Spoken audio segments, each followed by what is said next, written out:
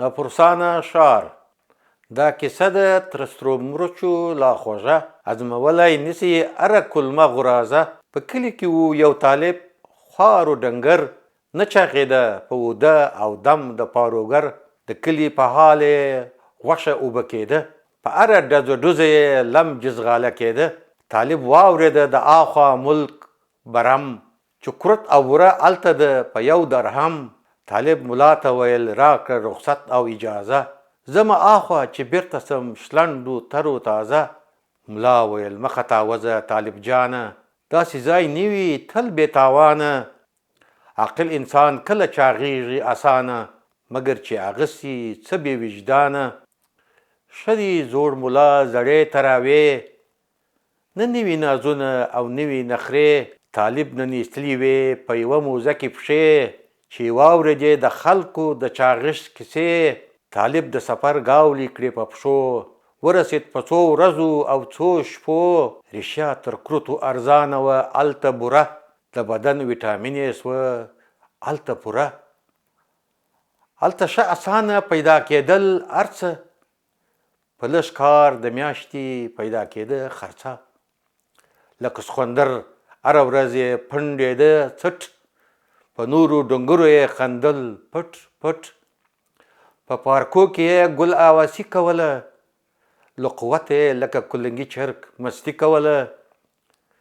تله هر چیرې چې به و کانسرت او میله، هر چیرې چې به وه ساتیري او د خندا ایماله.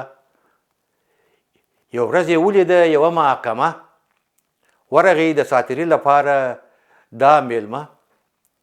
په لومړي قطار کې نیغ کښېناسته، مفت سرکس و په هرې خبرې خندېده. هلته ناست و یو ږیرې خریلی قاضي، چې خلک معلومېدل خورا ترې راضي. طالب د دوی په ازادي وسوه رخه، د خپلو قاضیانو څخه یې وسوه کرکه. یو سړی لاس تړلی راوست سپایي، په جار کې ودروه مخ ته د قاضي. د یوه سړي پورته سوه سوې غړانګه، په محکمه کې جوړه سوه روې انځانګه. ول ما اصیل زاده کوله حلاله او روا غلا، واوښتم د دغه ملي خاین د کور په بلا. قاضي له مدعي په غصه وپوښتل، تا ولې دا بلا دلته په دې وطن کې وګلول؟ هغه ول صاحب اخلم ستا په سر قسم، خبر نه یم په ټپي کېدو د دې محترم. قاضي غله ته ویل له سره وکړه کیسه، چې دا غورپکه څنګه تا ته سوه پیښه. غل ویل صاحب وتلی وم خپل کار غلا ته، د دغه لاس تړلي خاین د کور خواته. ومې غورځوي دیوال ته خپل چنګک، د تندي په خولو ختم په دیوال لکه خټک. دا چې دیوال یې نه و جوړ کړي سیده، چنګک له پاسه سو زما په سر رایله. له دیواله خړپ لاندې سوم شوه، دا یوه پښه مې له زنګانه ماته سوه. زار زار یې ویل په چغو او ژړا، که عدالت ونسي بیا نه کوم غلا.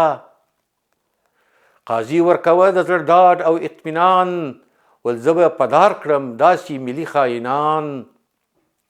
ټولو خلکو د کور خاوند کړ ملامت، د هغه په دې کار یې ووایه زر نالت. قاضي ویل د هغه خاین سزا ده دار، چې عبرت سي بیا څوک ونه کړي دا کار. تو ووایه ولې دې کړي دا ملي خیانت، د غله د بال بچ څوک کوي اوس خدمت. د کور خاوند ول زما نه ده صاحب ګناه، ټوله فساد دی په څه کې د نجیب بنا. هغه غواړي دا وطن بې محترمو غلو کړي، په کار کې کمښت شو او پوست سړو کړي. قاضي په غصه ویل استغفر الله استغفر الله، ورسې راولئ دا ملي خاین کافر بنا. خاین بنا حاضر سو محکمې ته لاس تړلی، چې ولې په قصد دیوال کوش کړي. قاضي ویل ولې دې کړي دا لوی جنایت، ولې دې د غلو شرافت ته وکړ لوی خیانت. ټول ویل دی اصلي ملي غدار، د ټول نسب باید له یوه سره سی پدار. بنا ویل صاحب ګناه نه ده زما خټګر، ټول فساد دی په څه کې د خشتګر. خشتې وهلي دي ټولې کږې وږې، د هغه دې سپینې سي په دواړو کې پرې پرې.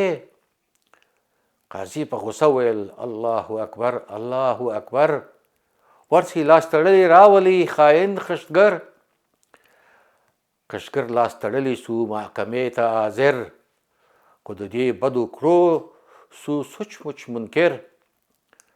هغه ویل زه یم ادیب او جان دیده، پوهېږم د غله په شان او آینده.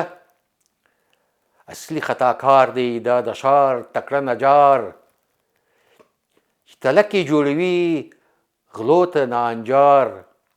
قاضي ویل اله راولي ملي خاین نجار. نجار لاس تړلی را حاضر سو محکمې ته، غوږ یې نیولی و د قاضي فیصلې ته. ودروي د مجرم په جار کې نجار، قاضي ورته ویل ستا مسلک دی انجار. ما ته معلوم دي ستا ټول بد کارونه، ته جوړوې تلکې او ټینګ ورونه.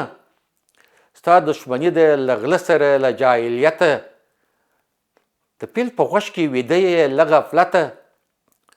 شاباش په کوست قالب دی واخیست انتقام، دا تروریستي عمل دی کله پټیږي بې انجام. ته باید سې په دې جرم څو وارې پانسي، چې نورو خلکو ته عبرت او پنیاد سي.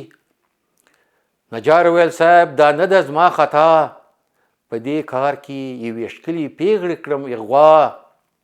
د هغې و تک سپین مرمري مړوندونه، غټې سترګې وې د میو سره جامونه. مخې د اوم پنیر و یوه کلچه، شونډې وې د سرو ګلابو یوه غونچه. څه ویم له پټاسو غوندې اننګویې، څه ویم د آس ګاډۍ غوندې د تلو یې. قاضي ویل بس اوس په سم بې خوده، د هغې نخرې بازي زه لا کړم بې سده. نجار ویل زه یې هم نخرو کړم بې خوده، میخونه مې وهلي دي چې وم بې سده. قاضي ویل بس نور مې مه ځوروه، نور د پیغلې د نخرو خبرې مه کوه. ورسې راولي هغه قاتله چټه پیغله، چې وباسم د عدالت له تیغه. جنې راوستله لاس تړلې قضا ته، ول ګرانه ما رسولي دې ازار چاته. قاضي ویل ای نخرېګرې دلبرې، زما زړه دې کړي ویجاړ دړې وړې. فکس دې کړ ولې شوت دا ملي اتل، مخ دې لوڅ کړه په لارې په دې چل. هغه پوه سوه په ټوله کیسه ول بس ده، وی صاحب اصلي ګناه د بل کس ده. اصلي مجرم دی د ښار زوړ زرګر، چې تر ټولو زرګرانو دی نوښتګر. ما د هغه جوړه کړې ګوتمۍ لیده، زما یې ایر کړه د سر او مخ پټېده. د هغې د ښکلا په لیدو ومه اخته، نه پوهېدم نجار راته ګوري بدبخته. قاضي ویل اصلي ملي خاین راولئ، زما بې پوښتنې یې دار ته وخېجوئ. زرګر حاضر سو لاس تړلې محکمې ته، د قاضي آخري او وروستنۍ فیصلې ته. د دار خواته یې بوت خوار او زوړ زرګر، ول تا ته چا ویل دومره ښه کارګر. قاضي چې یو دوه درې ویله، د دار کړۍ د نجار له کوچنۍ کلې ووتله. جلاد ویل د ده غاړه نرۍ ده تر زندۍ، له غاړې اسانه خیږي د دار کړۍ. ول قاضي صاحب د ده څټ دی نری، د دار حلقه غواړي سخوټ څټ ګردۍ.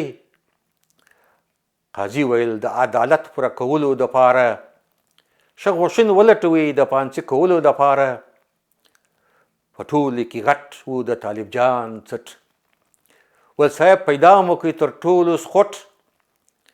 طالب وویل د خدای لپاره زه مهاجر یم، زه په اصل مسلمان یم نه فاجر یم، زما ګناه یوازې ده زما پنډ څټ چې هغه سوی دی بې حده غټ پټ، هغه یې ودروي لاندې د دار تر ستنې، د هغه له داره سترګې سوې سپینې، د هغه په یاد سو د ملا صاحب وصیت، ول مه ځه بې پوښتنې په هر جهت.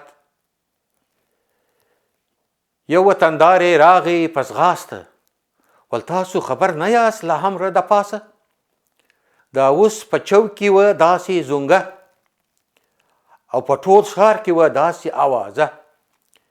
بی بی سی او ازادي راډیو هم ویله، ټولو راډیوګانو دا خبره کوله، نن ورخلاص دی تر ماښامه د جنت، هله دا 2 ساعته وخت غنیمت. په محکمه کې جوړه سوه لږه درګه، په خلکو کې جوړه سوه هره خوا هګه بګه، ټولو په منډه سوه د دارو خواته، قاضي ویل مه ورکوه دار وچاته. قاضي په اخو ډپ کړي کړه په غاړه، له خولې ووتله د الله اکبر ناره.